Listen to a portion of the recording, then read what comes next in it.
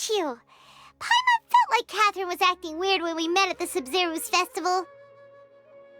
And Dunyarzad, did you save her? It's a really long story. We shouldn't disturb her. Her consciousness is still weakened. Let's chat somewhere else. How about by the Traveler's favorite bench?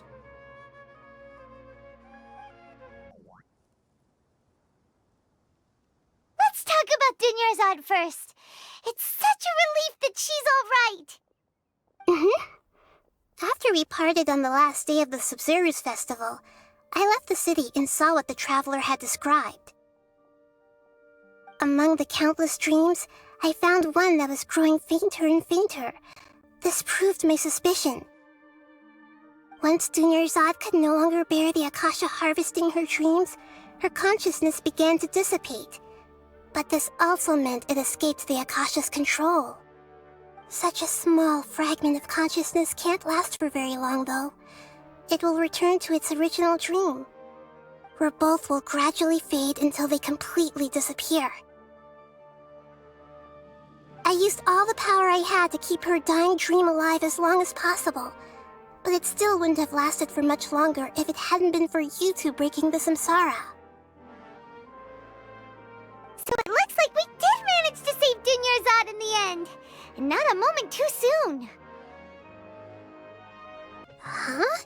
Why are you two smiling so happily? I thought you'd be so moved that you'd start crying. I need to spend more time observing human emotions. Both are fine. Everyone reacts differently. All right. You two must have a lot of other questions for me, right? After all, you saved my faithful believer. As your reward, I will answer any and all questions.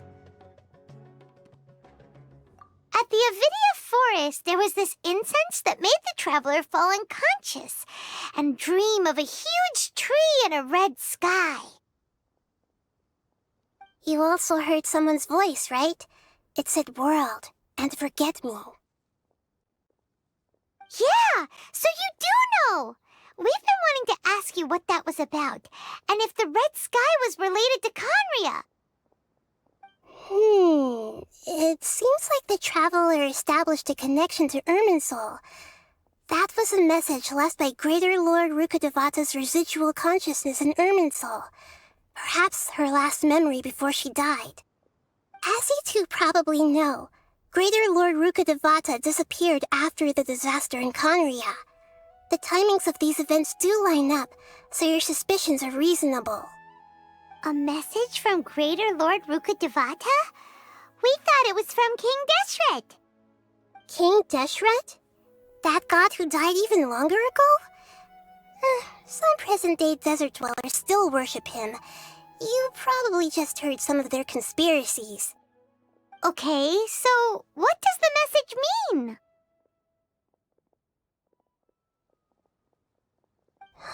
I still haven't managed to decipher it. Even the Akasha isn't currently capable of doing that. Greater Lord Rukkhadevata's residual consciousness in Irminsul seems to be contaminated with something that has a very dangerous aura to it.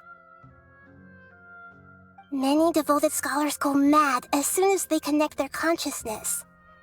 I've warned the academia about this many times, but people still keep falling victim to it. But I believe this is the key to saving Irminsul. That's why I've kept trying to decipher it. So the tree in the vision was Irminsul? Oh, Tighnari also said that Irminsul is sick! Is it because of the contaminated consciousness? But even if you can't figure out what that vision was all about, it seems like our search for you was all in vain. The Traveler wasn't affected after coming in contact with that consciousness. I've never seen anyone like that. With you here, we may have a chance at deciphering it. No, we must decipher its secrets. I've already eliminated all other factors that might affect Irminsul. This is the only one left. This puzzle has life and death at stake. it could determine Irminsul's fate, as well as Tevat's. To be accurate, I'm using the Akasha as a medium to occupy Catherine's consciousness. How did you do that?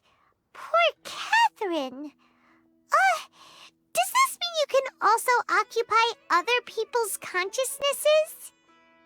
Theoretically, I can enter anyone's mind as long as they're wearing their Akasha terminal. The Akasha is the legacy of Greater Lord Rukkhadevata. As Lesser Lord Kusanali and the first Akasha terminal, my consciousness has always been linked to the Akasha. I've always respected my people's free will, so I've never actually occupied their consciousness. When necessary, I just borrow this bionic Snezhnayan puppet. Hold on. Did we just learn some deep, dark secret? So Catherine is... No wonder Paimon felt something was off about her. What about your own body? Why do you need to borrow other people's? Don't you live in the sanctuary of Surasthana? That story begins a long time ago. After Greater Lord Rukkhadevata disappeared, the sages found my newly born self and took me back to Sumeru.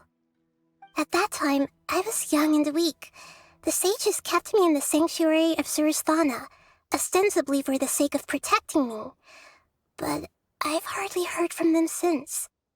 However, I do understand that they had hoped to find Greater Lord Rukkhadevata instead of me, a symbol of her passing. So, the sages basically put their new Archon under house arrest? How dare they! Why don't you teach them a lesson, Nahida? In some ways, they aren't wrong. Greater Lord Rukkhadevata was omniscient and omnipotent. Even after her death, the Akasha is still empowering this nation. And I'm still really far away from being able to call myself the God of Wisdom. Moreover, the Academia is also more proficient at governing this country. My existence has little meaning. Yeah, you got a lot of believers. Just look at the Sub-Zero's festival. Everyone who showed up truly loves you. Thank you for the kind words. But I honestly don't need physical freedom as long as I can connect my consciousness to the Akasha. Trying to find a way to save Irminsul is my life's mission and top priority. I will work on that, and try to live up to being a deity in the meantime. Every once in a while, I will also take up the duties of the God of Wisdom and enlighten a lost soul here and there. Doing all that should be enough. There's never been any big problems with the Academia's governance of Sumeru. This is the first time I've seen them step out of line. I wonder what caused them to go down this path, and what they hope to achieve. Even though the city's residents haven't noticed anything strange, if the Traveler hadn't broken the Sub-Zero's samsara, the situation could have become dire. I tried to do some investigating in the Akasha, but I couldn't find anything suspicious, and all the people of interest seemed to purposely avoid wearing their Akasha terminals. I think they're deliberately trying to hide something. Oh, that reminds Paimon. In Gandharvaville, there was a sage who had invited Tainari to join some kind of project. Could it be related? Regardless, I need to first investigate the sage's motives, make things right, and punish them if needed. But I'll have to be discreet, or they'll see me coming. You mean how the Akasha stops you from having dreams? Yeah, it's been such a long time. No one's noticed something's up? It's not that no one noticed. It's more like no one cared. Ultimately, it's all rooted in the sage's misdirection. Misdirection? The sages convinced everyone to believe that being unable to dream is a sign of rationality and wisdom. Not dreaming is a badge of honor in Sumeru. Even if the truth is that their dreams are being reaped by the Akasha. With their propaganda in place, the sages can maximize their use of the Akasha to facilitate their research. Besides, Greater Lord Rukkhadevata must have created the Akasha in the hopes that it could be used to its full potential. That's why I've never come out strongly against this. Anyway, the perspective advocated by the sages drowned out any voices of doubt. By now, even those who never use Akasha terminals find it too shameful and embarrassing to talk about their dreams. Got it! I hope my answers were satisfactory, seekers of knowledge. To be honest, maintaining Dunyarzad's fading dream took a lot of mental energy. I think I may need to rest for a while. Oh, and you don't need to worry too much about the sage's activities for now. The Akasha won't be able to conduct another project on the scale of the Sumeru Samsara in the immediate future. Go and get some sleep. Leave everything to us. What a relief. This is truly the most exhausting birthday I've ever had. Traveler? Paimon? Why am I here? Do either of you know? Maybe you were sleepwalking. You know you can't wake up a sleepwalker. We happened to walk by, so we thought we'd wait for you to wake up. I see. I should visit my maintenance personnel sometime. Oh, I'm fine. I better go. Thank you.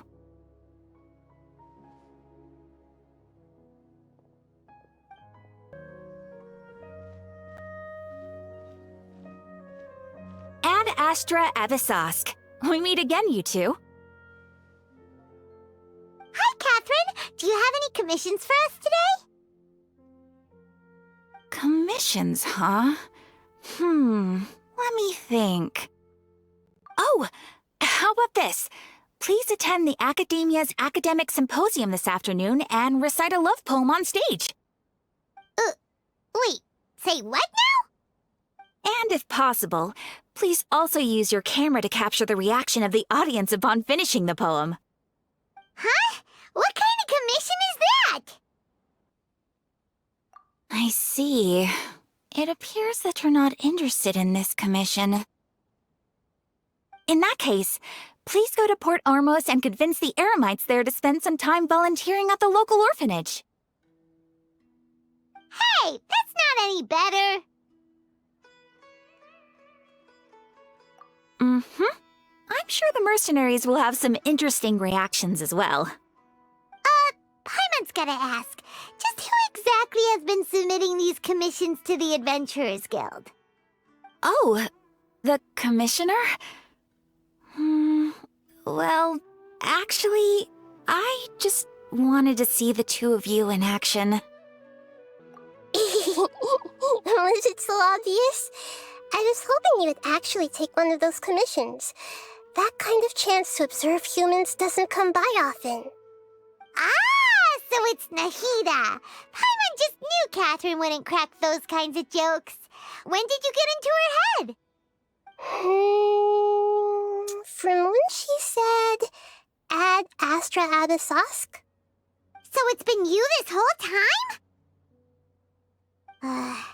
Are you done resting up, Nahida? Yes. I've been sleeping ever since we parted ways, and I even had a really, really long dream. It was another dream about the Sub-Zerus festival, except it was a happy one. In my dream, I was sitting in the middle of a flower terrace, and everyone in Sumeru City was holding hands as they danced in circles around me. They danced round and round, and everyone looked really happy. I also got to sit on a gigantic flower carriage. Ferris, the Knight of Flowers, raised me really, really high above the ground, and I was throwing an endless amount of Yalda candies at the children. You know, Nahida, maybe your dream is how the Sub-Zerus festival really should be. It's meant to be a joyous time where everyone gets together to celebrate your birthday.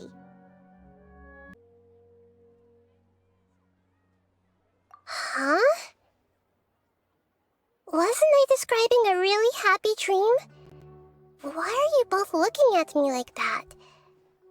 Wait, could this be an example of the emotion known as pity? No, we aren't pitying you. That would only make everything worse. We just don't want you to feel too sad. By the way, have you had a chance to visit Dunyarzad? How's she doing? The Homiyanis haven't allowed any visitors after the festival, so we haven't been able to check on her. Yes, I paid her a visit right after I woke up. She was resting at the time. Her condition is stabilized. However, since Elazar is a manifestation of the withering on the human body, we can only cure it by finding a way to take care of Irminsul's own withering. But for the moment, our top focus should still be figuring out what the sages are up to and what they're planning. Right.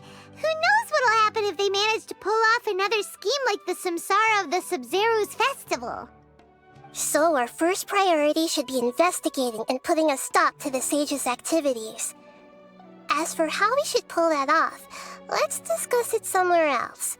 There are too many adventurers around here. Oh, good point. Sorry, adventurers. We're gonna be borrowing Catherine for a little while.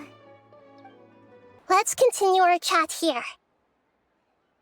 Okay, so do you have any ideas on how we can investigate the sages, Nahida?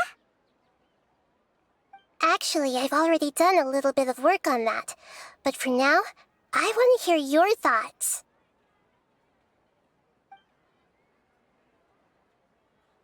I've already tried that, but all the key members of the Academia, even the core 30 guards, intentionally avoid wearing their Akasha terminals. It seems that from the very beginning, they've been guarding against info leaks from the Akasha. Of course, it could also be because they're wary of me. Have you already caught the sage's attention? I'm guessing not yet, but distrusting me would make perfect sense if they've ever paid attention to the urban legends about me. In any case, I probably can't take over their minds directly.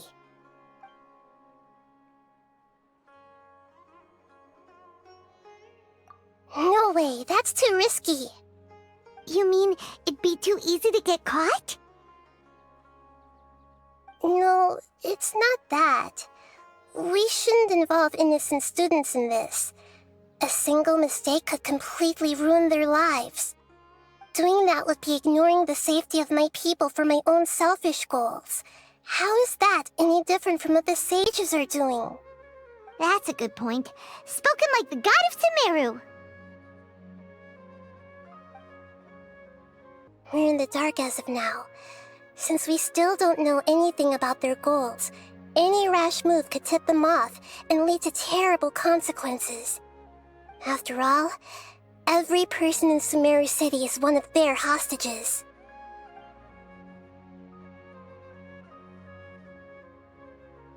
Are we really out of ideas? Nahida, you're super smart, so you already have something in mind, right? Don't keep us in suspense. Spill the beans already. According to a popular theory from the Vahumana Darshan of the Academia, rejecting impractical motions at the beginning of a planning session will give more weight to the actual proposal. Okay, but aren't you the god of wisdom? You don't have to use that kind of gimmick to make us take your ideas seriously. Well, I've been thinking that if I can't directly possess the leaders, and if I can't get ordinary people involved, then I should find someone who's already involved, but hasn't decided to side with the sages.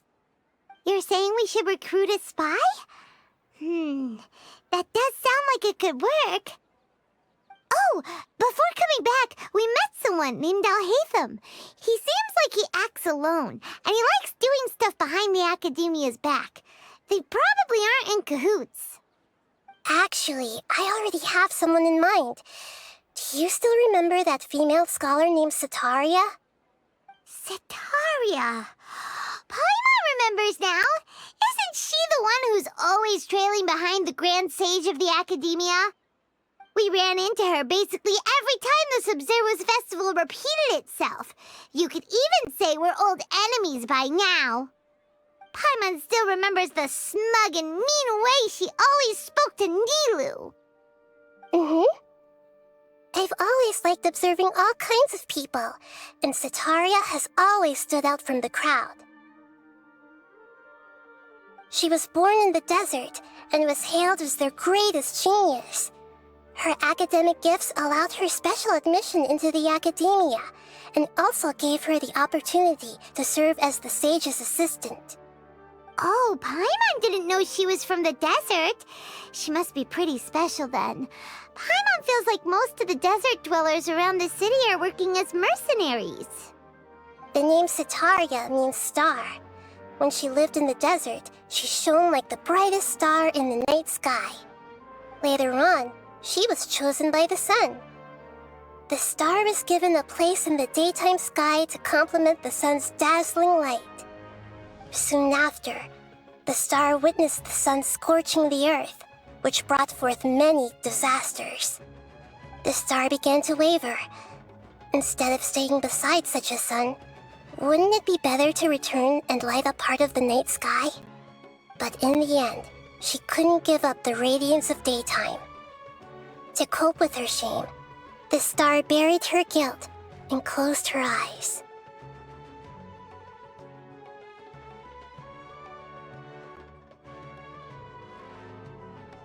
From the sound of it, Setaria's just hung up on the research opportunities here. But she doesn't really support the academia. She still feels guilty about not doing more for the desert, right? She's just running away from her problems. Indeed. When they are presented with complex moral issues, many people will simply plug their ears and go with the flow until the problem can't be fixed anymore.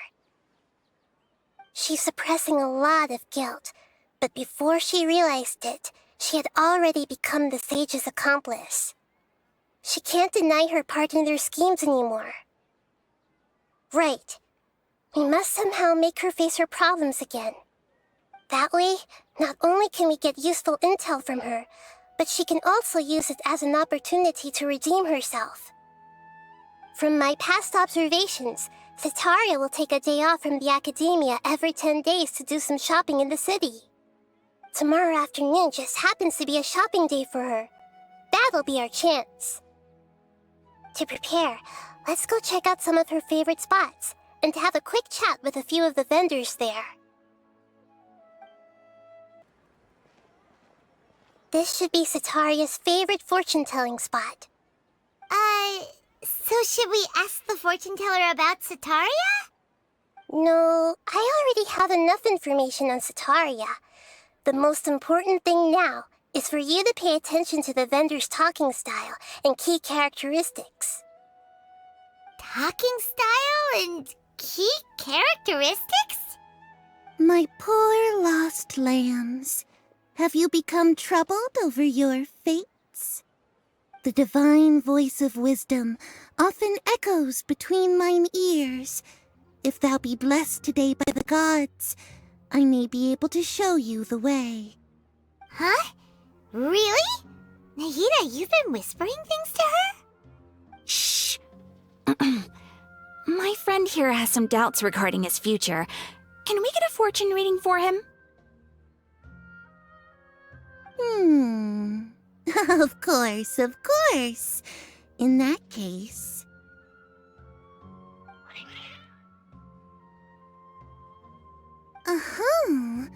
It would seem that Harut and Marut are quite wary of you. Perhaps, at some time in the past, you have somehow offended the gods. Only mocking the god of Animo, questioning the Lord of Geo's financial savviness, and brawling with the god of Electro. Do those count? Oh, nothing. Go on, pick an aspect for her to divine. Health prospects, no problem at all.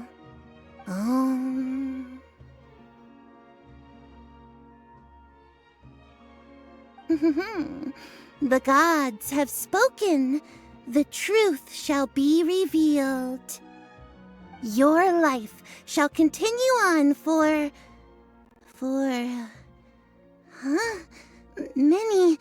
many tens of thousands of years? Impossible. Harut, Marut, did you two spoil my divination?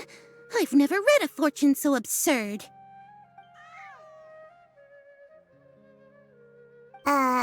Actually, Paimon thinks this is probably the most accurate fortune-telling you've ever done. I admit that the orientation of today's celestial matrix is, suboptimal. As such, there will be no charge. Is that so? Well, that can't be helped. If you were to bring some food offerings for Harut and Marut on your next visit, perhaps they could help you reverse the wheels of fate.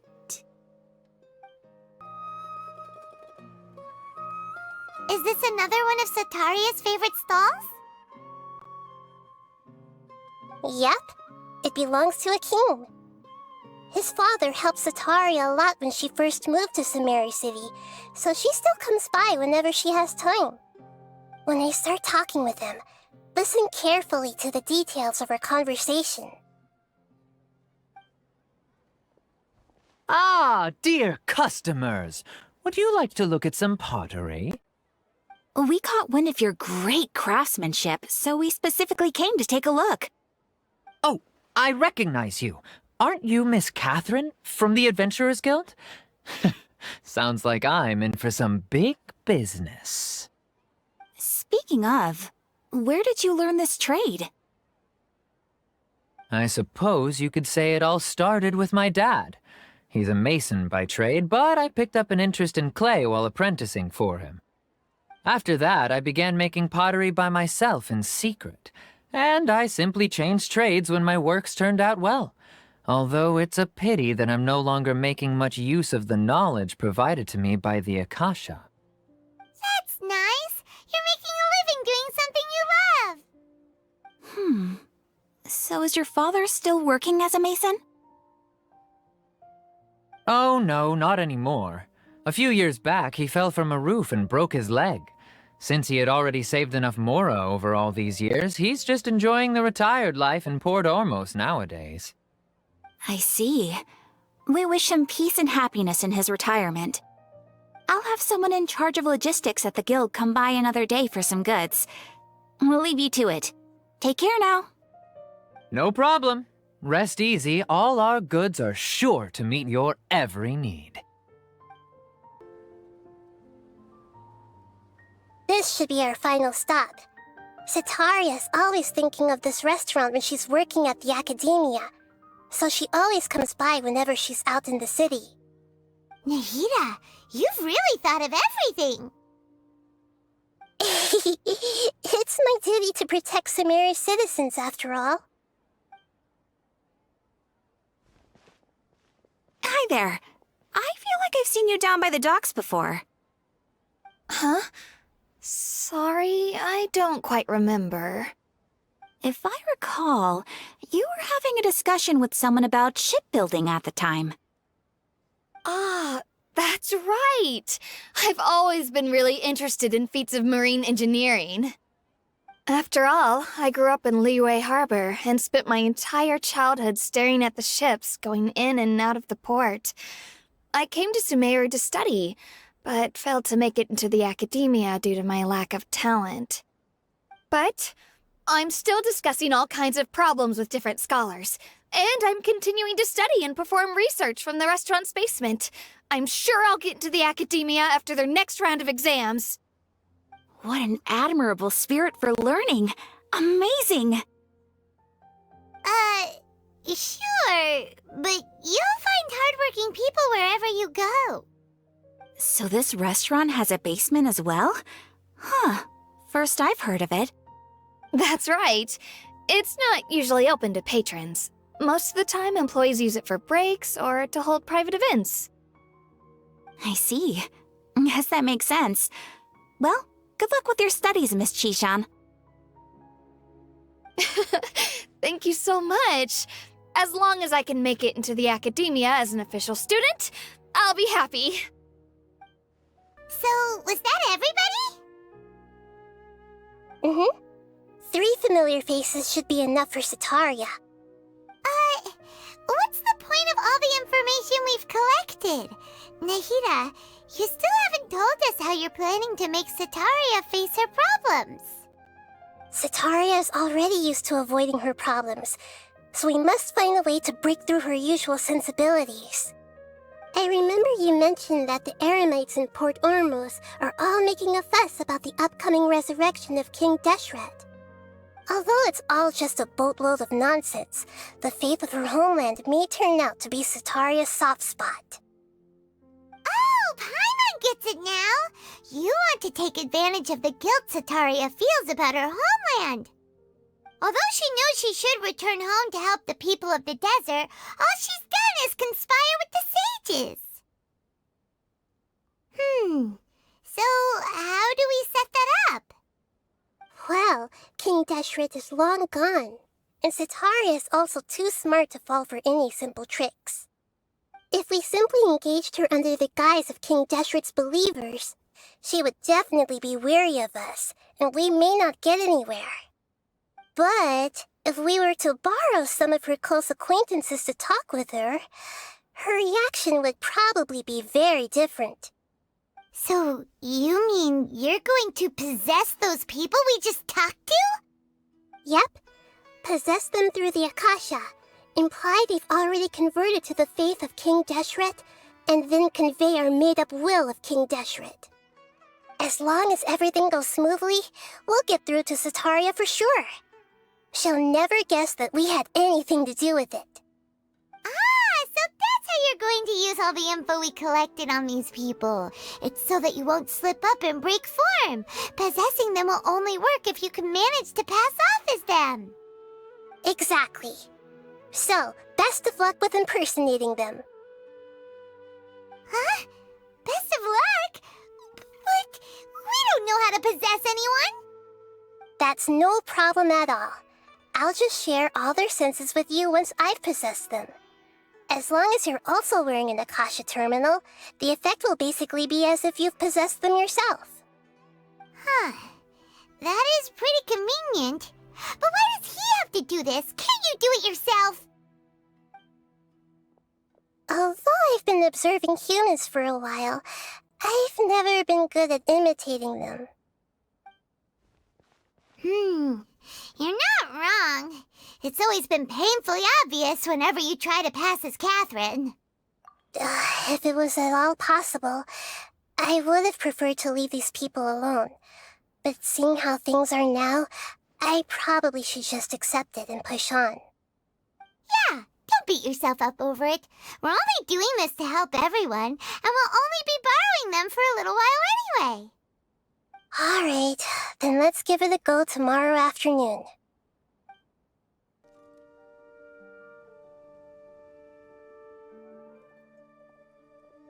Oh, here she comes. Sataria's here.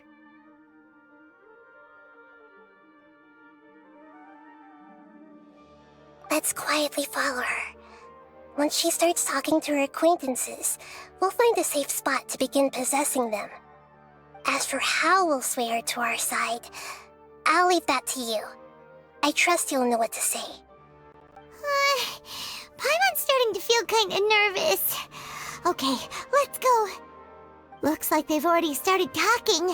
Let's find a hiding spot and get started.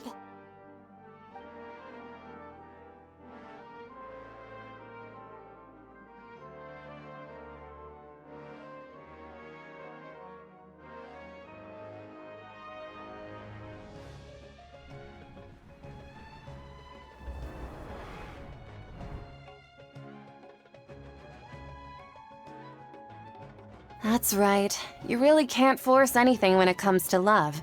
And besides, everyone around me has a very different background and outlook. Are you still listening to me, Nabia?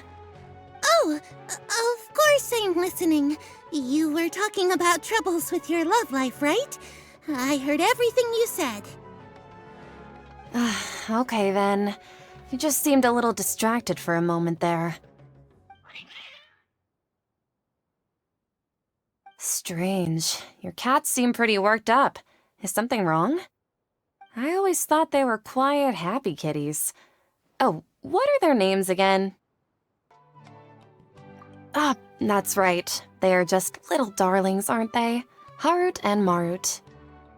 Ahem. So, which fortune do you want me to read for you today? You must have come for another echo of the divine voice of wisdom. I'd like to get another reading on my love prospects, but to be perfectly honest with you, I feel like I've been a real mess recently. A mess? Well, could you do a reading on how long it'll take me to finish my current project at work? I really just want to get it over with. I hear you. No problem at all. The gods will reveal the truth.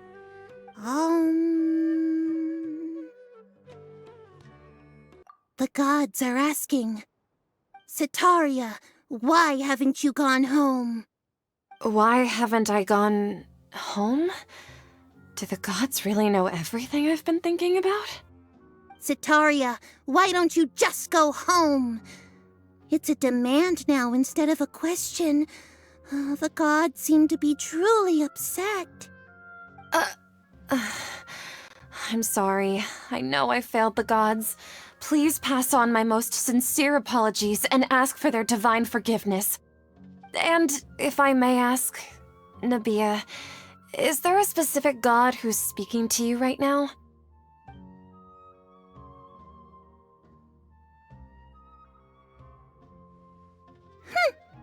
What an inconsiderate and naive question. The god who is speaking to me is, of course, the wisest and mightiest of all, King Deshret. King Deshret? No wonder he would make such a demand of me. Wait a second. King Deshret passed away a long time ago. Even though news of King Deshret's resurrection has been spreading like wildfire, it's all just a misinformation campaign from the academia. How can King Deshret still exist in real life? What insolence! I am King Deshret's most loyal believer. Do you wish to refute his voice of wisdom? Oh, no. As a child of the desert, I am only reveling in his power upon learning that his divine glory has touched even this city. I will think very carefully about his demand of me. I'm sorry, I must go now. Wait!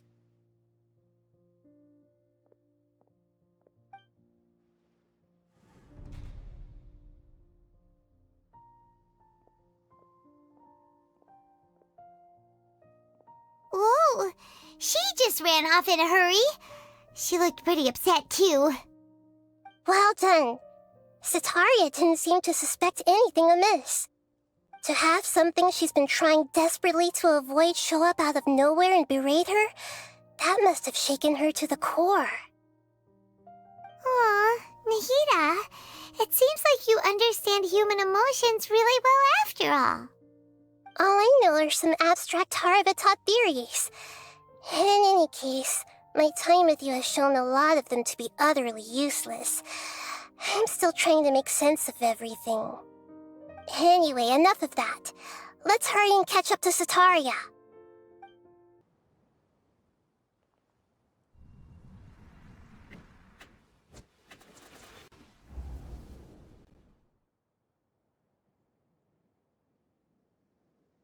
It's okay. I just got caught up in something.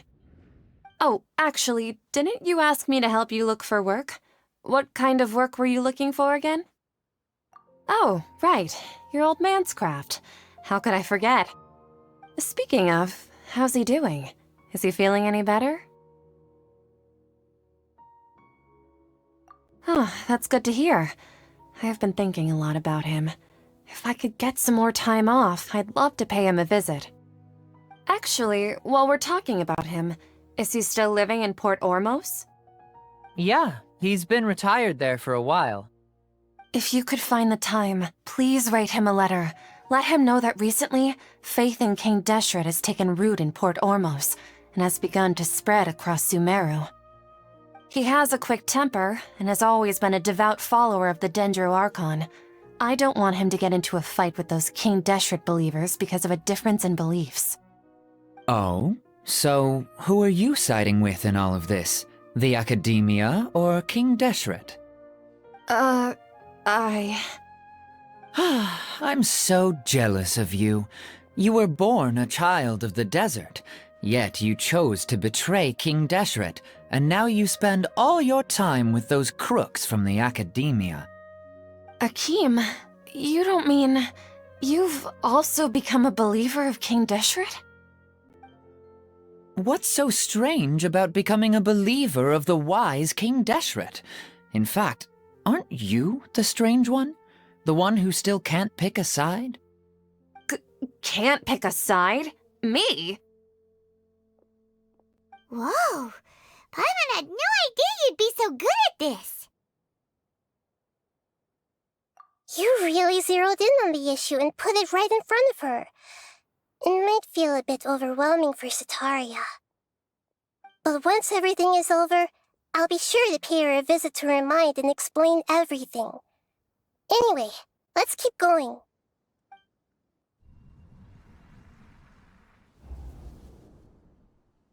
So, Shishan, have you noticed anything weird in the city lately? Like, as if someone was trying to preach to you about something? Oh, right. Speaking of strange things, I celebrated the Sub-Zerus festival so many times that I lost count. That was really weird. Wait, how could you be aware of that? That should be impossible. Nothing in the report indicated anything like that. Are you still failing to realize that the Academia's lowly tricks could never deceive all of Sumeru's citizens? Shishan, don't tell me that you've converted to King Deshret as well! What an absurd question. You make it sound like I should be ashamed for becoming a believer of King Deshret. In reality, shouldn't you be the one who is ashamed? You, who works side by side with the Academia and treated people as nothing more than experimental subjects? Please, please stop! Even now, Setaria's still trying to run from her problems. She can no longer justify everything to herself. Hey, she's trying to talk to the guards! What should we do? This is the most important part of all. Quick, get ready. Mercenary, you're a member of the Corps of 30, correct? Please help me pass a message to the Matcha right away. The situation in the city is getting out of control. Please, try to remain calm, miss. Tell me what's happening in the city. Heretics are infiltrating the city, and they've already converted many residents to their side. Heretics? What kind of heresy are you talking about? King Deshret! Many people I know have suddenly started believing in him, but he's long dead. It's impossible. Miss Setaria, nothing is impossible. You know my name? King Deshret is immortal, and all who defy him will one day pay the price. You must face the truth, Setaria. You tread a treacherous path, and the longer you ignore it, the tighter the Academia's grasp on you will become, and the deeper you will be ensnared. Child of King Deshret, never forget that the desert that belongs to you lies elsewhere. What's so strange about becoming a believer of the wise King Deshret? In fact, aren't you the strange one? The one who still can't pick a side? What an absurd question. You make it sound like I should be ashamed for becoming a believer of King Deshret. Setaria, why haven't you gone home?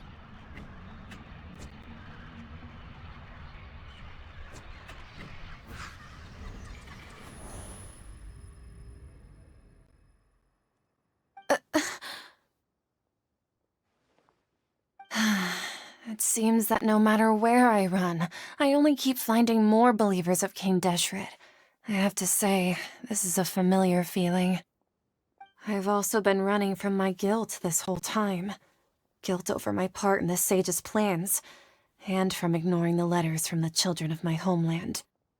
But no matter how much I may try to ignore or get rid of it, my guilt always comes back.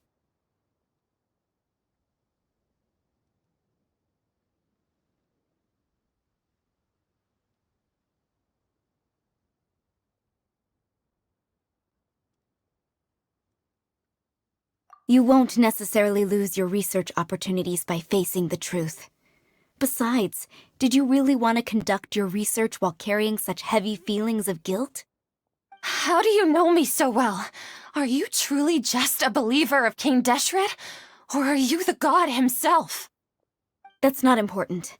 The important thing is to pass judgment on the academia and its sages, and to correct their mistakes.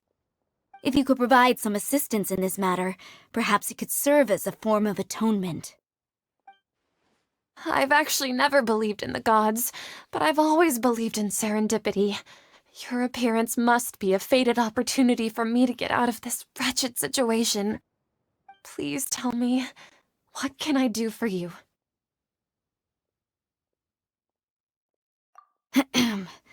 How much do you know about the sage's current activities? I was just one of the designers for the massed dream harvest scheme, which is what happened around the Sumeru's festival. But I know very little about the full scope of the overall project. I'd assume that only staff with the highest clearance would have access to those confidential documents. I've just been working to meet the Grand Sage's specified requirements. However, there's something that's been really bothering me.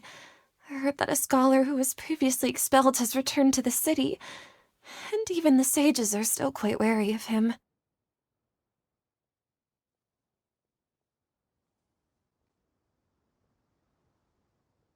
To fight against the academia, we will need to figure out the nature and the purpose of their work.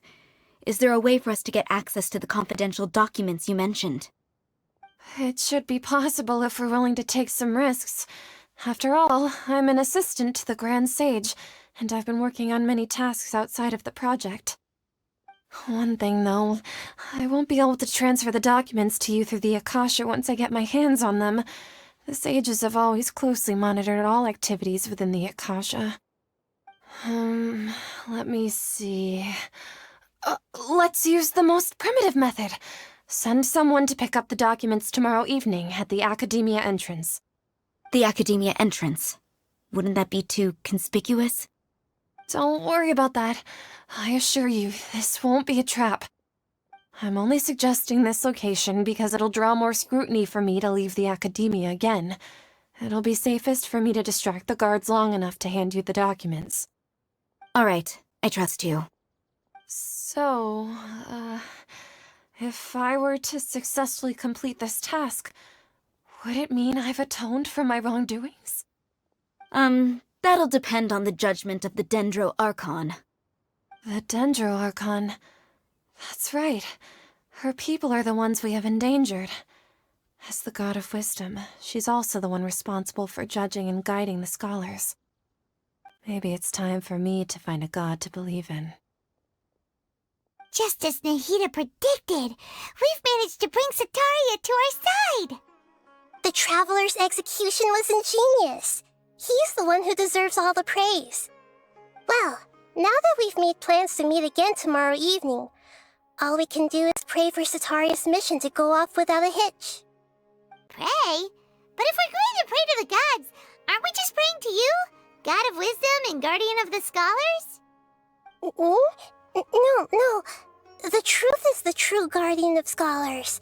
I've always believed that. Anyway, let's meet again tomorrow evening at the Adventurers Guild. Catherine, we're here! Oh, you are the other Catherine, right? That's right. I suppose I'm the other Catherine in your mind. Shh!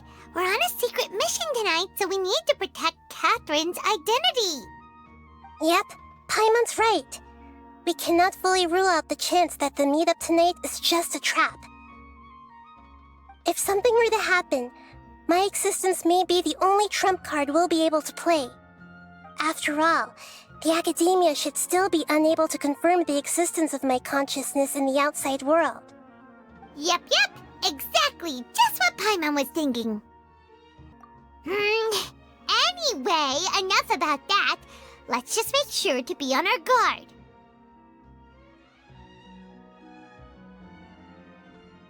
Off?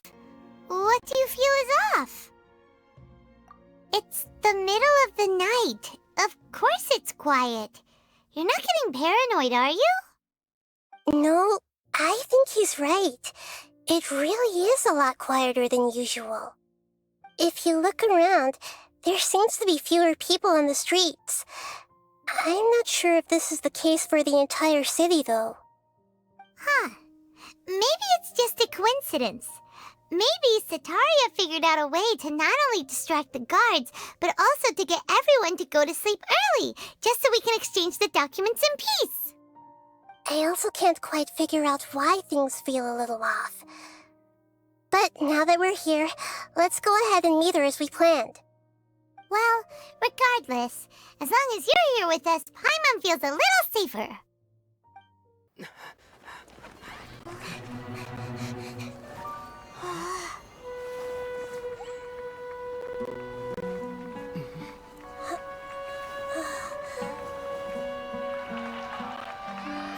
What are all these people doing here at this hour of the night? Ah, the triumphant hero returns at last. And to a rather spectacular welcome, even if I do say so myself. You're the outcast, expelled from the academia. Indeed I am. Although these days they tend to call me the Doctor.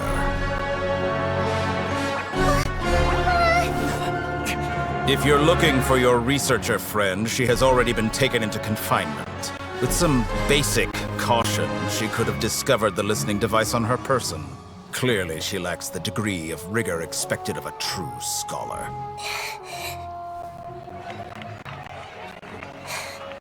The people of Sumeru City. What have you done to them? I simply made some minor adjustments to their Akasha terminals. Now they can deposit information directly into the subconscious. As you can see, all these lovely people now believe this traveler is a hero who has just saved the world. My experiment is a success. And now it seems they can no longer hold back their sheer adoration. No, what should we do? These are all just regular people.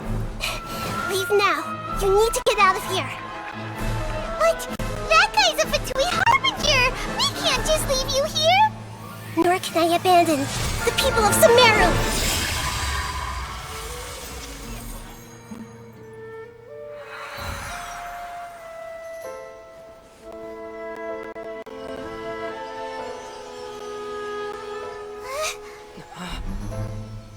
Don't worry. We'll meet again outside of the city.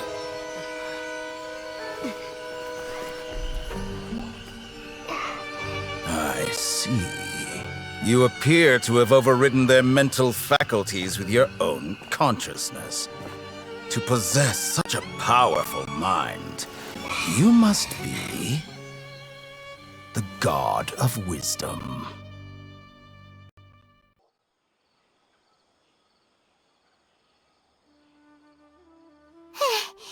This should be far enough. Paimon needs to catch her breath first.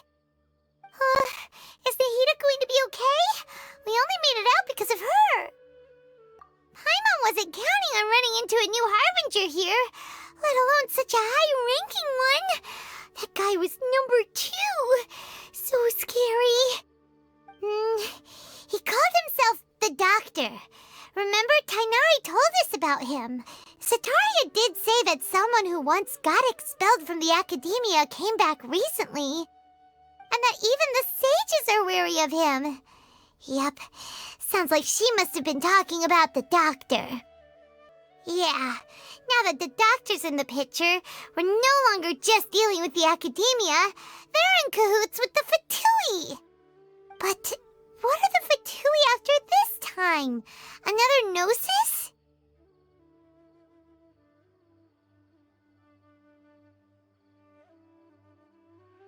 Yeah, things would be a lot easier with Nahita's help.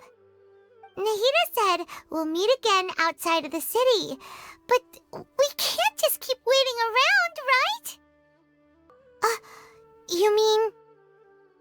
Oh, right!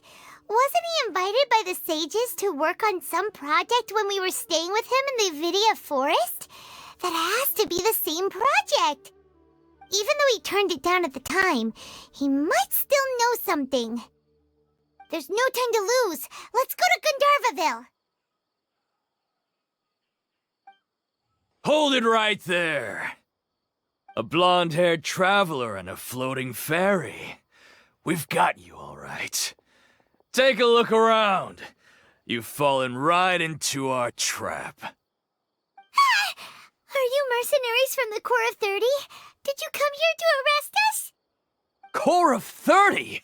We're nothing like those government lapdogs who don't even get scraps for their work.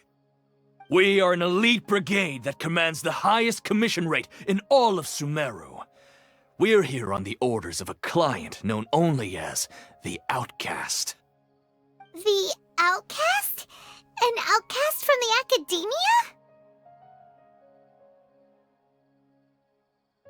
But why wouldn't the doctor just send the Fatui after us? Still wasting time on idle chit-chat. We'll shut you up soon enough. Get them! You're up, traveler! That was pretty rough. Is that what elite mercenaries are like? Yeah, looks like we'll have to keep our guards up. But this doctor guy seems like a pretty tough opponent. He knew exactly where to set up an ambush. Did he predict that we would try to find Tighnari? Going up against smart people is tough. Anyway, let's keep going. Oh, it's the Traveler and Paimon. What are you two doing back here? Kale, it's nice to see you again. Are you doing all right? To be honest, I'm not doing too well. My Elazar has been progressing at a faster rate lately. I'm finding it harder to complete more intricate tasks. As a result, Master Tighnari is taking me off the patrol schedule. He will only allow me to stay here and coordinate other people's tasks. Oh, Kale. Speaking of Tighnari, did he go off on patrol? We're here to talk to him. Oh, Master Tighnari? He just left the Avidia forest a little while ago. He was headed to Party's DI. Huh? He left? But isn't Tighnari always saying that he never wants to leave the Avidia forest? He even turned down the sage's invitation. I thought it was weird too. Master Tighnari always prioritizes his work as a forest watcher above everything. He almost never leaves his post. He left in a hurry this time, though. No, I only found out that he left through a message he left behind. He also made sure to delegate all his tasks using a schedule. To leave in such a hurry? I'd guess he had something urgent to take care of. Master Tighnari originally studied in the Amorta Darshan of the Academia, and Partis DI is something like the Amorta's research base. Many rare shrubs and grasses have been planted there for research. I know that before he became a forest watcher, Master Tighnari once spent a long time conducting research at Party's DI. A research base, huh? Gotta wonder what kind of research Tighnari just decided to work on all of a sudden. Oh, we don't have a lot of time, so let's go look for him at Party's DI.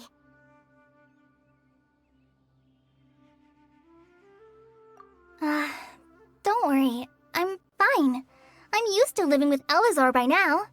If you run into Master Tighnari, please send him my regards.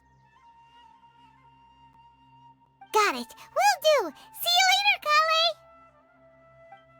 Wait, look who it is!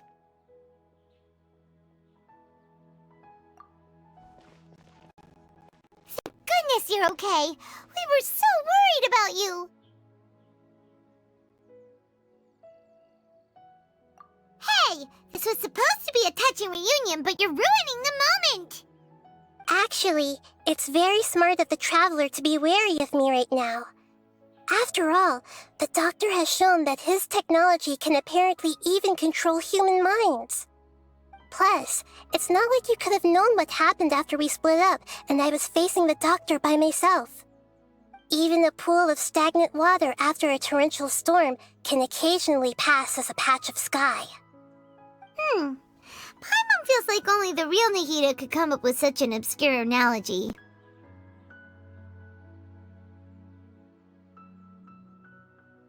Huh? But I wasn't trying to win your trust or anything. All I wanted was to clarify my point. Well, we understand that point now. Please, Nahida, tell us more about what happened. Are those poor people all right? When you left, I was still in the middle of restoring everyone's minds. Thankfully, when the Doctor mentioned depositing information into the subconscious, he didn't mean engraving information into their minds. Instead, he did something closer to creating hallucinations. That was still within my power to fix. Luckily, I managed to finish my restorations and mind jump away from him just as he was about to capture me. Whew. What a relief. The Doctor sure pulled out some hidden cards, but good thing we had Nahida with us. I wouldn't be relieved just yet. I gave away my true identity when I restored everyone's minds, which means we've lost another one of our trump cards. Also, the Doctor is already an expert at modifying Akasha terminals. Maybe it's only a matter of time until he captures my consciousness inside the Akasha. Would that mean you'd no longer be able to jump between minds? Then how do we stop him? He's still at the Academia, so it's possible he already started messing with the Akasha.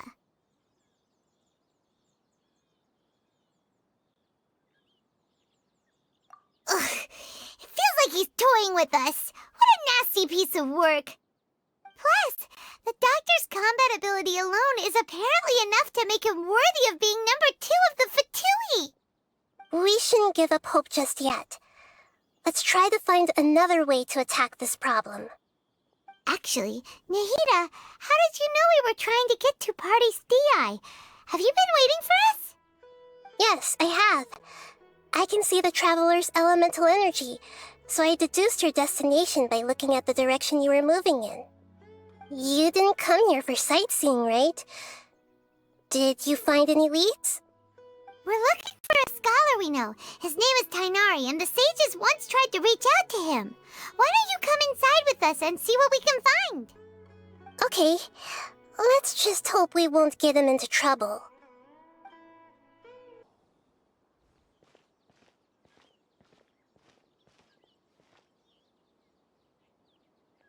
Traveler? It is you! Ah, it's Hypatia!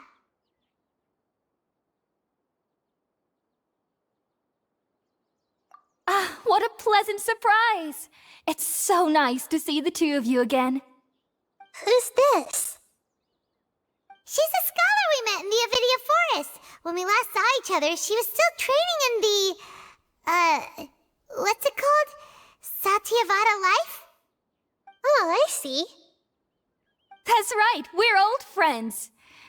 You've come at just the right time. Ever since I've come here, hardly anyone has even talked to me. Hypatia, you're way too excited about this. Actually, for you to leave the Avidia Forest means... you're not in training anymore? Wait, no. Did you already finish your training and reach Pariporna life? What do you think? My consciousness has already managed to make contact with the divine. You did it! Congratulations! It's so exhilarating to share this sublime joy with others at long last! When my consciousness made contact with the gods. Ah, what a supreme and unparalleled experience that was! That sounds incredible! Oh, all right. Actually, please wait. I haven't forgotten my promise to you. Remember? I promised to help you understand what you saw from Irminsul once I gained deeper insights. My current self has not only gained true insight, but I can even help you establish a direct connection to the consciousness of the divine. You can do that? I've never heard of anything like that, but if you want to give it a try, I'll do my best to protect your consciousness during the process. Hold on. I brought some spirit-born ale with me. This is still a crucial part of the ceremony. We're using that incense again? All right now. Hold my hand. I'll help you establish a pathway to connect your consciousness. Okay. Ready?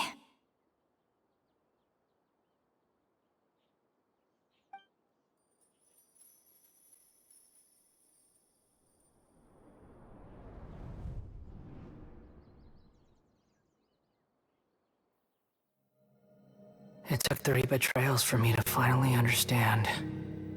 The world is just an elaborate tapestry of lies. My fury will never be quelled. The first to betray me was a god. My creator. My mother. Valuing strength above all, she saw no worth in me and I was discarded. The second was a human.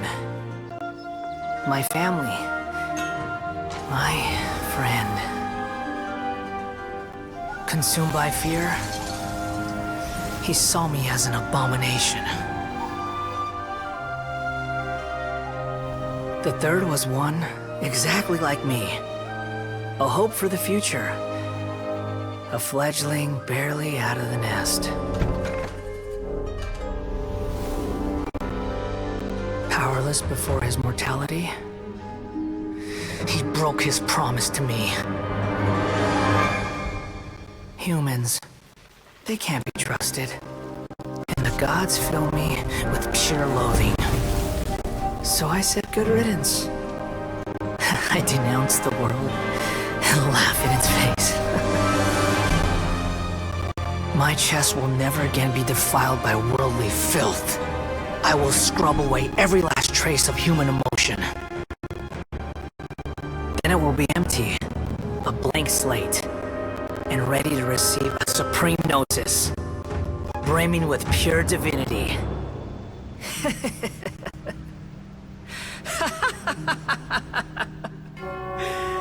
There is no need to fear.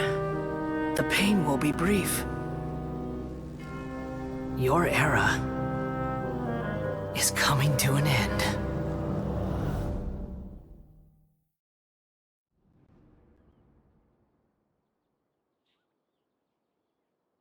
What was that? Did we actually just see the Balladier's memories? Everything matches what we know about him. But how is he connected to the divine consciousness that Hypatia was talking about? You saw it, right? You felt it, right? Such a majestic god! Such a noble will! Such sublime emotion! Alas, shame. If only that which beats within my chest wasn't a filthy mortal heart. Oh, great and merciful God! Please grant me forgiveness and salvation! Do you understand now? I'm afraid this is no Periporno life, but rather...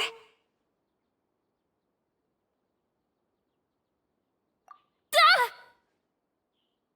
You! Why are you so mean to me? Why is everyone hiding from me? I found divine wisdom.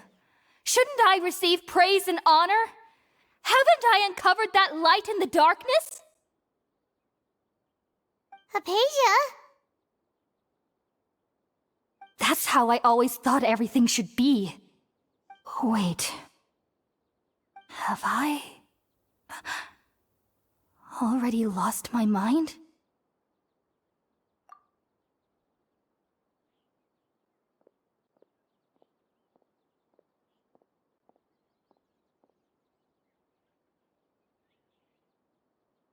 Wait, something isn't right!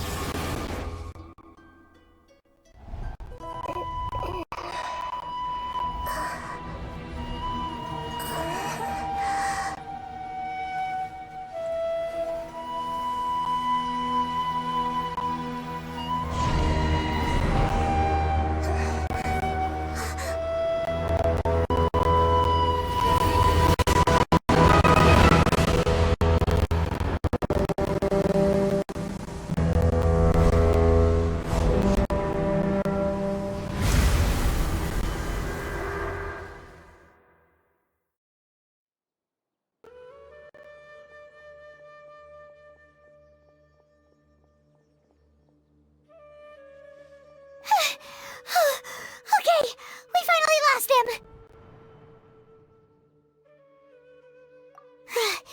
Are you okay, Nahida? Wait, no. Something feels different. You're back! Oh, the Traveler's back? Nahida was controlling your body for a while. It seemed like she jumped over to you as an emergency measure right before the Catherine puppet was destroyed. After that, Tainari heard the commotion and came over. He helped us defeat the mercenaries and then he ran with us all the way here. What? You swapped places? You mean your consciousness also went into Nahida's body?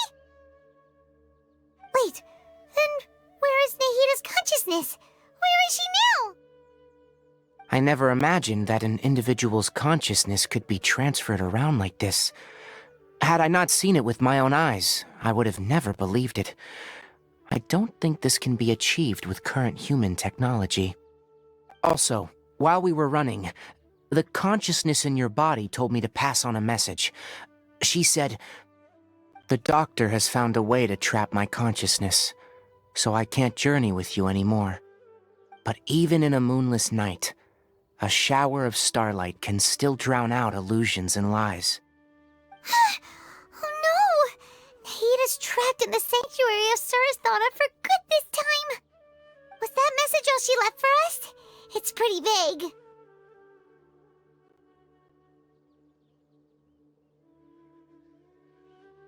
Oh, that makes sense!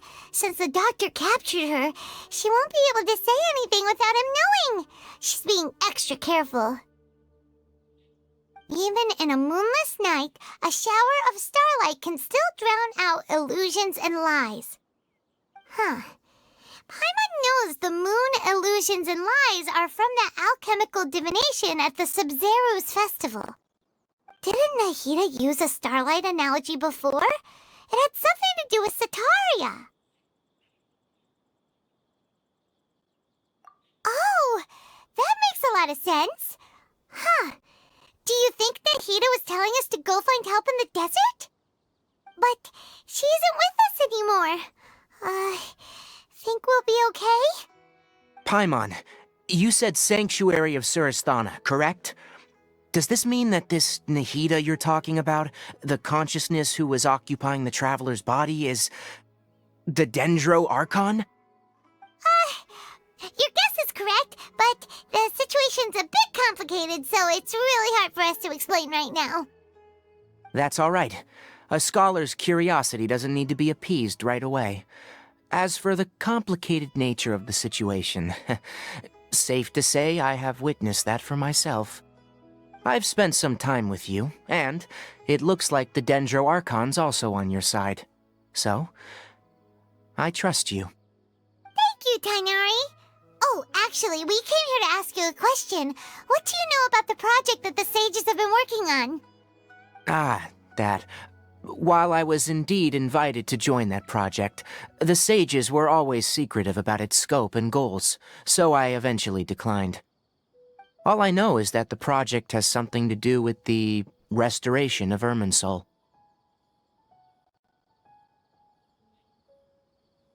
Huh?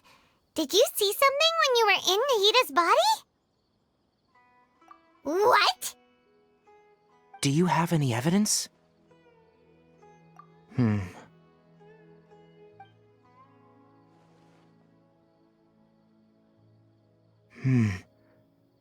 So that's what happened. That explains why Hypatia's symptoms were different from those of the other scholars who went mad. It's because she made contact with the consciousness of a new god who is still in the process of being born. Tainari, did you leave the Avidia Forest because of Hypatia? I did. I noticed Hypatia's mental anomalies, but since her symptoms were rather atypical, I secretly took her to Pardis Di and began searching for a way to return her to her normal self. If I didn't take action, Hypatia would have already been taken by the Matra to the desert, doomed to a life of exile at Aru village. Now that you mention it, I knew the Academia has never thought particularly highly of Lesser Lord Kusanali, but I still didn't expect them to do something as arrogant as creating a new god. Looks like I made the right decision by not accepting their invitation. The Doctor and the Balladeer. We have 2 Fatui Harbingers in Sumeru. Sounds like we're in for a bad time. From your description, I don't think they've completed their project. There may still be room for us to intervene. But then, what is the connection between creating a new god and restoring Irminsul? Yeah, it feels like we're still nowhere close to figuring out the sage's goals. Right, we've pretty much gone over everything we need to know, so we should head out. How about you, Tainari? What are you going to do? I'll stay here for now. I still want to try a few more things to help Hypatia. If you're planning to go into the desert, start by heading for Caravan Ribat. That'll be your fastest route. Come find me here if there's anything else I can do to help. May the spirit of wisdom go with you. Thanks, Tainari. Hopefully Hypatia will feel better soon. We're off then.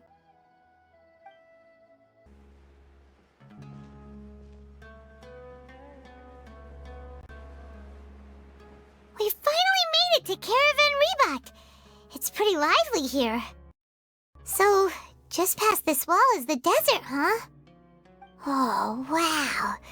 Paimon remembers hearing people call this the Wall of Samiel. It's made to block sandstorms from the outside. Oh, if it's this tall, it's gotta be the divine work of Greater Lord Rukkhadevata, right?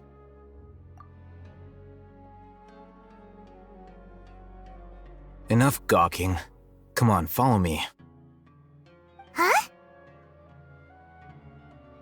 Over here.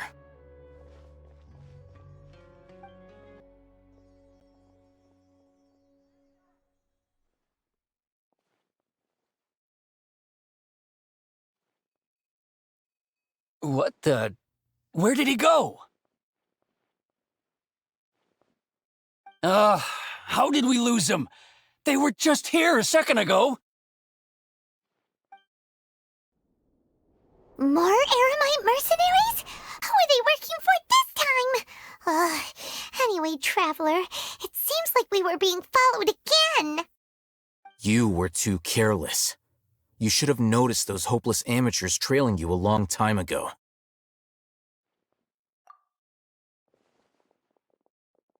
There's no need to thank me. I've never cared to keep track of personal favors. All I did was correct a mistake I happened to come across. It's a habit I developed at the academia. You really gave Paimon a scare, Alhaitham. We never thought we'd run into you here. Last time we met at Port Ormos, didn't you say you were going back to the academia? Wait, don't tell Paimon that you're here to take us back on their orders! Oh, so you've already landed yourselves on the academia's hit list. I can't say that I didn't expect it. However, had I wished to turn you over to the academia, don't you think you'd already be the Eremites' honored guests by now? Oh, right. You do have a point. I have no interest in running errands for that project. As a scholar, I've always belonged to the camp that promotes researcher autonomy. And these days, you're more fascinating than anything the sages can offer. Not quite. To tell you the truth, I'm still investigating the Divine Knowledge Capsule. Unfortunately, I've run into some difficulties. Everyone says the capsule originated in the desert and was eventually moved to Port Ormos. If I am to get to the bottom of this, I must understand how the capsule first came to be. Which brings me back to you and why you're so interesting. The leader of Ain al-Ahmar used the Divine Knowledge Capsule right in front of you, and upon seeing him, your expression became perplexed, and you were lost in thought for quite some time. To have that kind of reaction, I think you must have realized something. Are you interested at all in sharing what you've been hiding from me?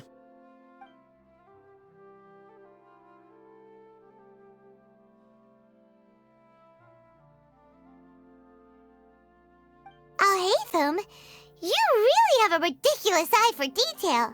What kind of person even notices or remembers stuff like that? So that's your answer. Well, I do work for the academia after all. So considering that, it is indeed wise to keep your cards close to your chest. But that does prove you do have some undisclosed information about the Divine Knowledge Capsule. Am I right? No matter. Rather than simply learning the answers from you, I'd still prefer to investigate on my own. Speaking of, you two are also headed to the desert? That's right! We have the same plan as you! But we don't really have any concrete goals at the moment. Then I'd suggest starting with Aru Village. It's the largest settlement in the desert, so it'll probably have more resources and intel than anywhere else. Well, would you like to head there together? It's always better to travel with someone you know. Let's go! Before us lies Aru Village, the safe haven of the desert folk. Whoa, this landscape is really something else. What a cool place! Let's go check it out!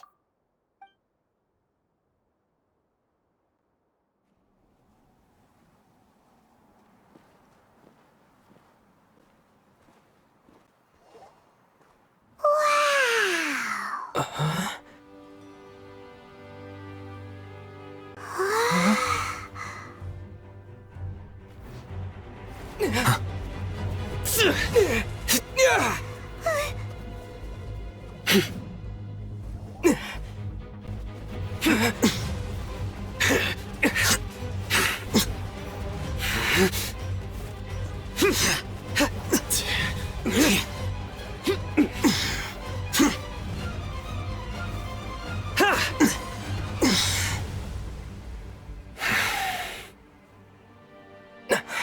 Sino.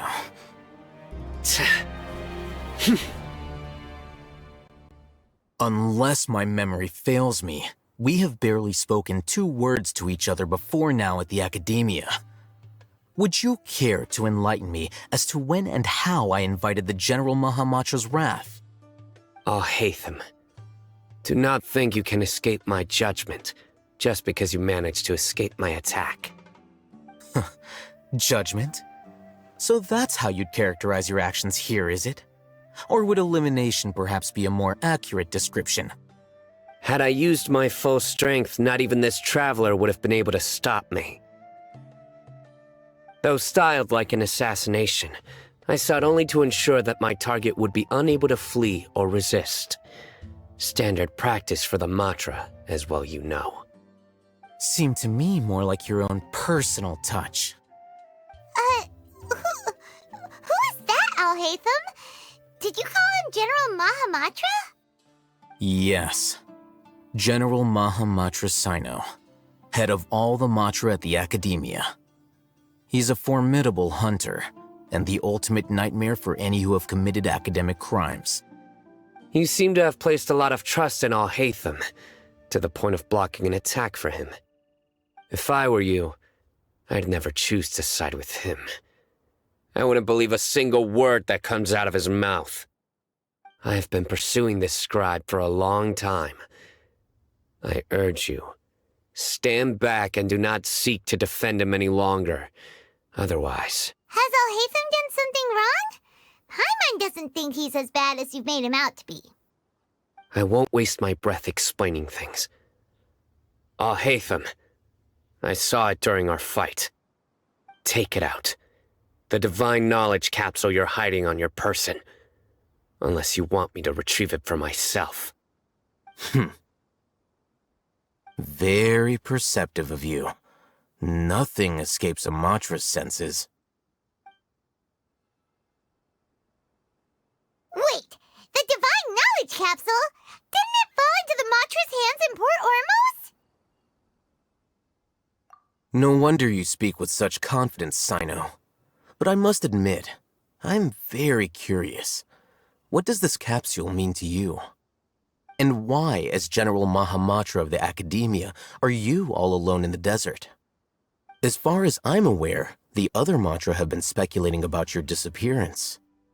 Have you been given a mission that's, let's say, morally dubious?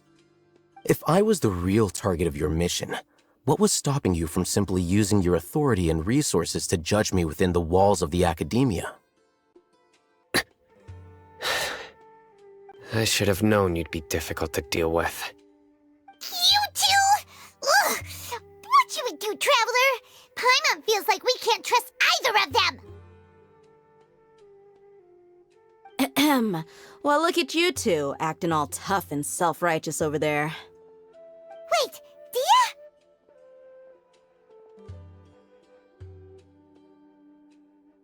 Great! Finally, someone that we can trust! You gotta help us out here, otherwise these two are gonna start fighting again! Yeah, sure looks that way. Two giants from the Academia duking it out once and for all. Not something you get to see every day, that's for sure.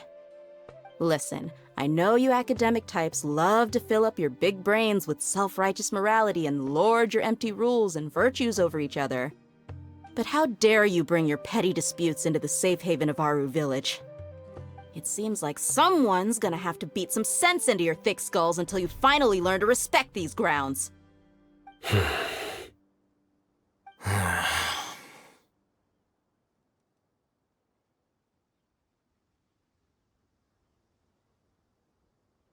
Hey, did either of you hear a word I just said?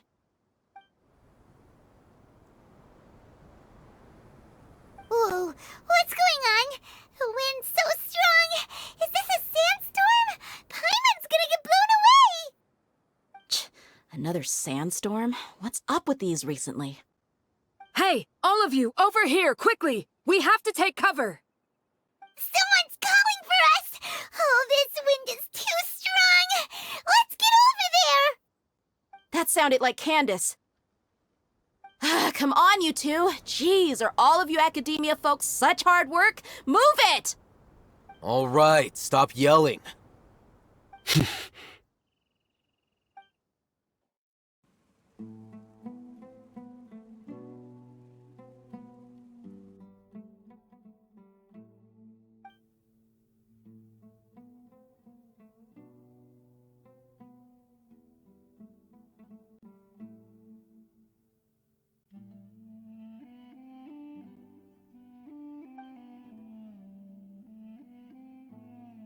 Well, this is pretty awkward.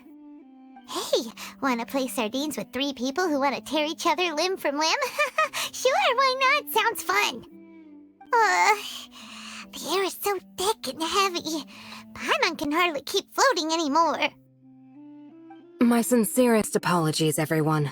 This is the home of our village chief. I will have to ask you to make do with this small room until the sandstorm dies down. Please, let me introduce myself. I am Candace, protector of Aru Village. Our savior has come at last! Nice to meet you, Candace. The name's Paimon. Thank you so much for helping us. There's no need to thank me. It's only right to help each other when the weather gets rough. Wow, she's so gentle and caring, like a nice older sister. Unlike those guys over there. All right, now that we're all better acquainted, we should return to the topic at hand. As a guardian charged with the responsibility to protect my fellow villagers from harm, I was observing your conflict from afar, even before the sandstorm started. And now that you have set foot within Aru Village itself, it is all the more my responsibility to make absolutely sure that you pose no threat whatsoever to us. So please, have an honest and sincere conversation with one another, and put your hostile feelings to rest. If anyone dares to start anything again while they are under this roof, I will not hesitate to send them out for some quality time with the creatures of the sandstorm. Oh, on second thought, Paimon may have misjudged Candace's character. And that goes for you too, Miss Dia. Do I make myself clear? All right, we got it, Candace. That's what I like to hear. So which of you will begin? I was supposed to be a mediator, but I might have gotten a little too involved just now. Anyway, one of those two should probably start talking. Wait, that was you trying to be a mediator? I have nothing to hide, so there's no shame in explaining myself. While Alhaitham wasn't wrong about the other Matra not knowing my whereabouts, it's not because I've been assigned a morally dubious mission. Rather, I've chosen to exile myself. Huh? Exile yourself? A little while ago, I discovered that there was data missing in the Academia's project planning and development files. What little they did report clearly did not match the project's actual progress. As General Mahamatra, I had the responsibility and authority to request an audit. However, to my surprise, the person responsible for the erroneous data was none other than Grand Sage Azar himself. I tried to investigate the issue myself before submitting a formal audit request, but I soon found that all leads and potential pieces of incriminating evidence were carefully concealed from me. I began to realize that they were cautious of me from the very beginning.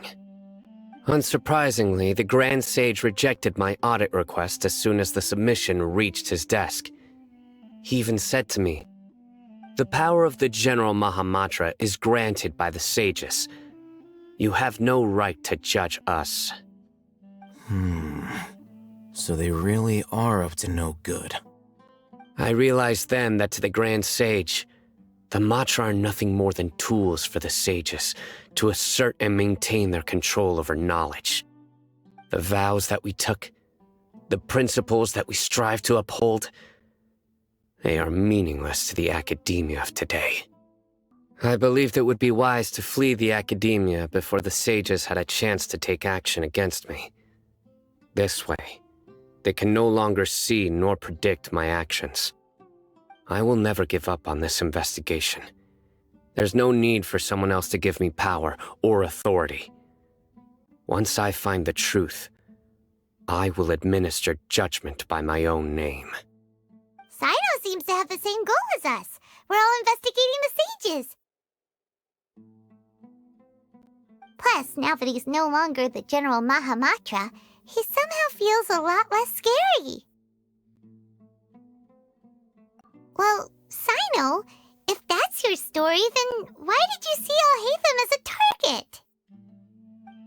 When I was investigating the matter in the academia, I overheard a conversation between Alhaitham and a sage. The sages asked you to investigate a blonde-haired traveler. Do you dispute this, Alhaitham? What? Like many parts of the project, this assignment was undocumented. Now throw in your suspicious behavior with the Divine Knowledge Capsule, and I think we deserve an explanation. Yes. I was indeed tasked with investigating the Traveler. Alhaitham! After all, the promised reward was so great that hardly any scholar could have refused. The sage told me, once you've completed this assignment, I can give you a glimpse of divine knowledge. A most enticing offer. Unfortunately, those academics don't know me at all. Their words contained one key piece of information, namely that divine knowledge indeed exists. That gave me all I needed to know. From my perspective, the sages are far from trustworthy. Think about it. Isn't it a little strange they're so willing to share divine knowledge with anyone, even as a reward? So, I began my own investigation following the lead of the Divine Knowledge Capsule. In the end, I realized my wisdom in committing to this rather than collaborating with the sages. Had I been less guarded, I probably would have ended up like that Ain al-Ahmar mercenary, incapable of remaining sane for long enough to hold a conversation. You mean that the sages originally planned to dispose of you, using one of those capsules that drive people insane?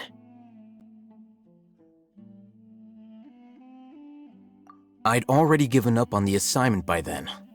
I only told the academia I was waiting in Port Ormos for you to appear so they wouldn't suspect anything. So it came as quite a surprise when I encountered my erstwhile target while investigating the Divine Knowledge Capsule. Criminals do love to talk about coincidences. Even though I ran into the Traveler by chance, I had no intention of providing assistance to the academia.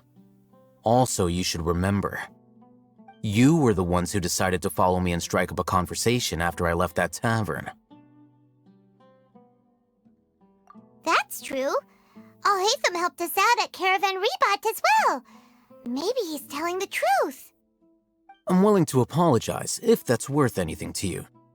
I took the Divine Knowledge Capsule behind your back because I judged its existence to be a significant risk. I felt that it would be best for no one to interact with it before it had been properly studied. After all, curiosity often proves to be the most dangerous thing in this land.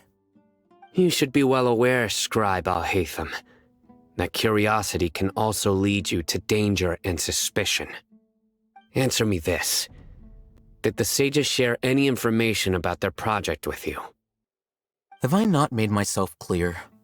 You and I are both distrusted by the academia. Do you really think they would tell me anything? Fine. Although you haven't completely proven your innocence, I won't regard you as an enemy, for now. As you wish. Good. I'm glad to see you two clearing up your misunderstandings. And now you, Dia. I believe it's your turn.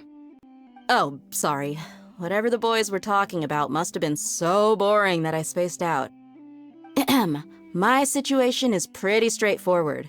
My employer, Dunyarzad of the Homayani family, is friends with the Traveler and is currently recovering from her illness at home. I had nothing going on, so I decided to return to Aru village for a visit. I was actually looking forward to a pretty exciting time getting back together with everyone here. But then I saw these two random guys in the middle of a pointless argument. It ticked me off, and things went downhill from there. Is that all? Well, I will admit that definitely sounds like your style. In that case, welcome back, Dia. That's more like it. I missed you all so much, Candace. Whoa! What was that sound? No need to worry. Now that you're no longer at each other's throats, please, make yourselves at home. I'll take a quick trip outside to clear out some of those creatures in the sandstorm. Creatures? In the sandstorm? Are you sure you don't want some backup? Fighting in a sandstorm is not for the faint-hearted. Anyone without extensive training in these conditions is at a disadvantage. You needn't worry. Yeah, just leave him to Candace. Don't worry, she's as tough as they come.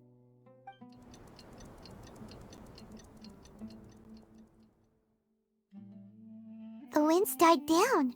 That means the sandstorm's over, right? Candace still isn't back yet, though. Is she alright? Maybe we should go out and check on her. When you put it that way, even I'm starting to feel a little worried. All right, let's go. We've been here long enough, and the boys are as chatty as the floor. Whoa! Candace, you're still fighting? You've been out here dealing with these creatures the entire time? Yes, they just keep coming in waves. I've lost count of how many I've defeated. Before I realized it, even the sandstorm had stopped.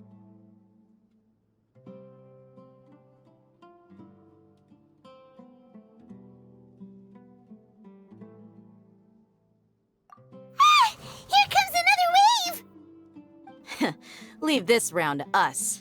I got interrupted earlier, but now I have something to take my anger out on. It's been a while since I've seen the Flame Mane in action. I'll leave these to you then. I'll be sure to put on a good show. Let's go! The creatures stopped appearing. Was that the last of them? What we fought just now was probably the aftermath of the sandstorm. So we should be safe for the time being. Well fought, everyone. No injuries, I hope. Huh? Who are you? My apologies. I haven't had a chance to greet you yet.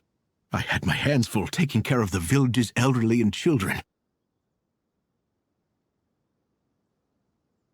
I am the chief of Aru village. Everyone usually calls me Uncle Anpu.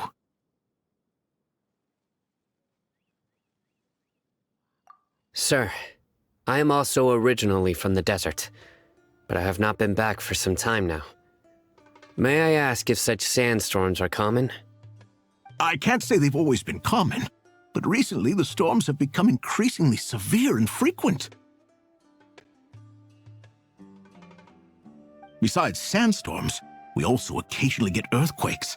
According to an investigator who stayed in the village a while ago, these unusual natural phenomena are related to the withering of Irminsul. Another effect of Irminsul's withering. So, Irminsul's withering causes withering zones in the forest, and sandstorms and earthquakes here in the desert? Everything in the natural world is inextricably connected to Irminsul. These regional symptoms can indeed be a reflection of Irminsul's present state. Everyone in Aru village needs to take good care of themselves. Speaking of which, why haven't I seen a single village keeper since I got here? Village keeper? Who are they? Village guards like Candace? Does your curiosity know no bounds? Village Keeper is how Aru village refers to mad scholars exiled here by the academia. Most of them are scholars who lost their sanity after a period of training in the Avidia forest. The academia believes that their crazed mutterings may have a negative effect on the psyches of other scholars. So, they're forcibly exiled to the desert. Though if you ask me, it's all a boatload of nonsense. Alas, that's exactly what we've been trying to investigate. One by one, the village keepers have been mysteriously disappearing without a trace. But no one in the village has ever seen them leave. If you're planning to stay around the village for the next few days, I'd appreciate it if you could keep an eye out for them. I've had encounters with those people in the past. I'll see what I can do to help. The Matra are the ones responsible for their exile. Now that you're no longer with them, are you trying to alleviate your guilt and atone for your past sins? I'm fascinated by how you think. Mock me if you will, but if you are guilty, I will eliminate you, regardless of my position or identity. Oh, you're the former General Mahamatra. You must be an expert in these kind of investigations. Thank you for your help.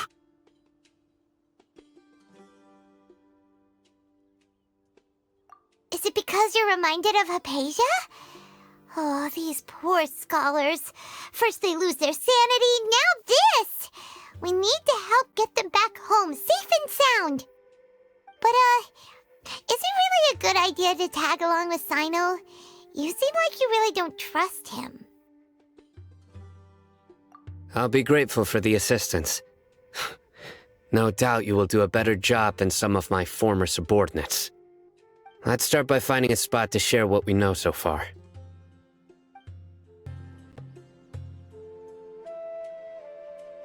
Although I've sent myself into exile, I'm still doing essentially the same things as before. Do you still have any questions for me before we start our investigation? One of my former subordinates told me that this title has its origins in a strange incident. The Academia has long exiled mad scholars to Aru Village. A mysterious phenomenon exists here. When mad scholars first arrive, they are as incoherent and deranged as before. But after spending some time here, they invariably begin to calm down. Initially, the people of Aru Village greatly resented having to take in the mad scholars. But a strange incident one night changed that.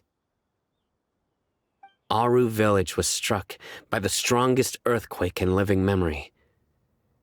Seeing buildings on the verge of collapse all around him, the then chief of the village was preparing to take everyone to safety. Suddenly, he noticed a mad scholar crouching in a corner, caressing the ground with his hands.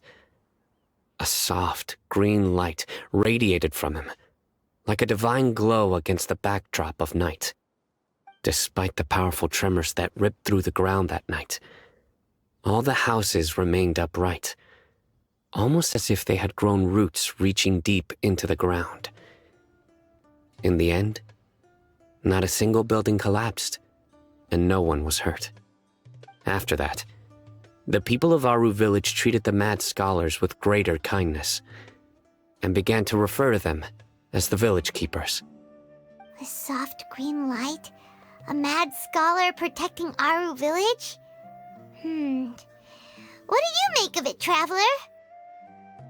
Paimon thinks so too. Actually, Sino, do you know if any of the mad scholars continued to wear their Akasha terminals at Aru Village? In theory, they would continue wearing them so the Academia could still monitor their activities. With that said, the main Akasha system would no longer have any interaction with them. Oh, no wonder! Everything makes sense then! Add in the fact that they calmed down, it was probably Nahida who calmed them. If you are able to draw a conclusion from this one story alone, then it appears you possess much more information than I do. So, what do you make of the story? Really? Lesser Lord Kusanali. What? You don't believe us? Lesser Lord Kusanali was definitely using the Akasha to give her power to the mad scholars! No, it's not so much that I don't believe you. I'm just struck by your reasoning. Lesser Lord Kusanali, the current Dendro Archon, is she really active in Sumeru? The Academia has always placed far greater importance on the late Greater Lord Rukkhadevata. They've more or less ignored Lesser Lord Kusanali, and I've never had any reason to doubt their views. In addition, I've never heard any stories about Lesser Lord Kusanali and her deeds. To me, she might as well have been a god that never existed. No way! Nahida definitely Paimon put it. She's a good Archon who's kind and wise, even if she says weird stuff sometimes. I've spent many years interrogating criminals, so I can easily tell when someone is lying. Good! Then you should know that we're telling the truth. That look in your eyes. I've never seen that from a liar. You two really must have met Lesser Lord Kusanali. How can this be? To think, our Archon has been amongst us this entire time. All right, now it's our turn to put our skills to good use for this investigation. But easier said than done, especially since we don't have any leads. Maybe we can start by knocking on some doors. Excuse me, are you here to help me find my grandpa? Huh? Who are you? By the sounds of it, a resident of this village. My name is Isak. You'll help me find my grandpa, right? Is your grandpa a mad scholar? Hey, don't say that. Grandpa is just Grandpa. Why do you have to call him that? It's not like he's a bad person or anything. The person you're referring to is not a local, yet you are. Why do you call him Grandpa? Grandpa is just Grandpa. He's my family. I heard everything you said to the village chief. Please, you gotta take me with you. I want to find my grandpa. I swear I'll help. I won't be a nuisance. Ah, so you're the one who was eavesdropping on us around the village chief's house. I was planning to go out and take care of whoever it was, but I had a vague feeling that they didn't harbor any ill intent.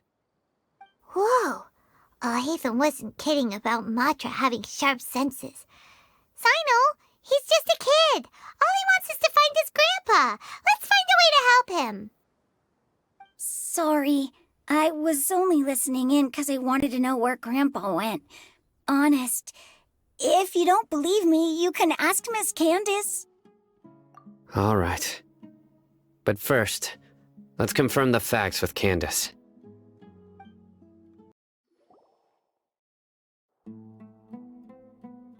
Sino is super vigilant. Is this what all the Matra are like? You're back already. We just wanted to confirm something with you. Do you know a boy by the name of Isak? I had a feeling he'd go looking for you. Huh? You knew this would happen? Yes. Although he tried his best to stay hidden, I still noticed him eavesdropping outside the window. He really wants to get his grandfather back. Isak's parents were both Aramite mercenaries, who rarely returned to the village after finding employment in the city. He was raised by his grandfather. Unfortunately, it was only a few years before his grandpa passed away. Isak was still very young at the time, so various families in the village took turns caring for him so he could survive. Later, an elderly mad scholar arrived in the village. Isak thought the scholar bore a striking resemblance to his grandfather, and thus often spied on the man.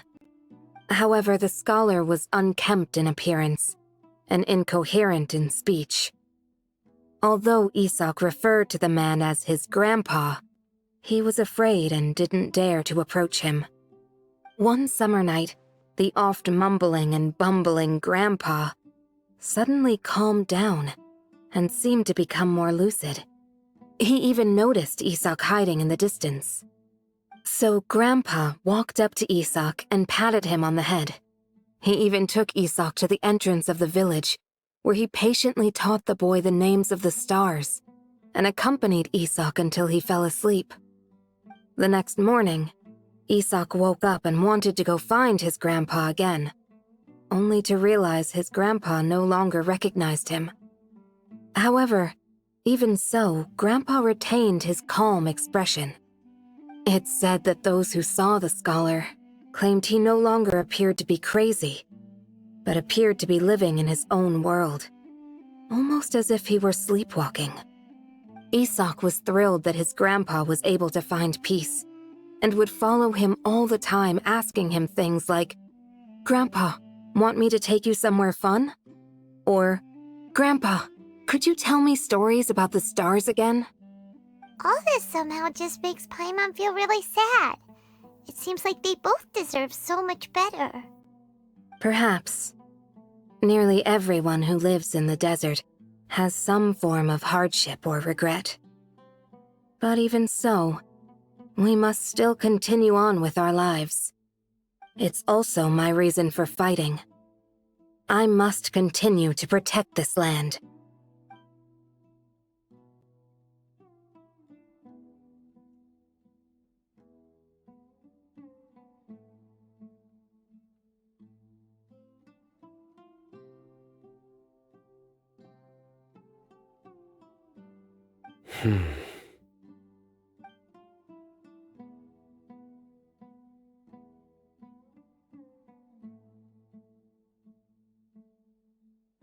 Maybe the people have always had a considerate god watching over them.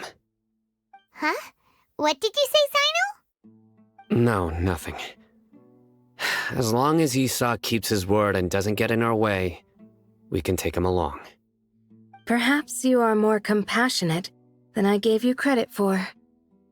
Please accept my thanks on Isak's behalf, Sino. Hey, Isak! Oh, it's you guys! We've cleared everything up. Let's go find your grandpa. Really? Wow! Thank you so much!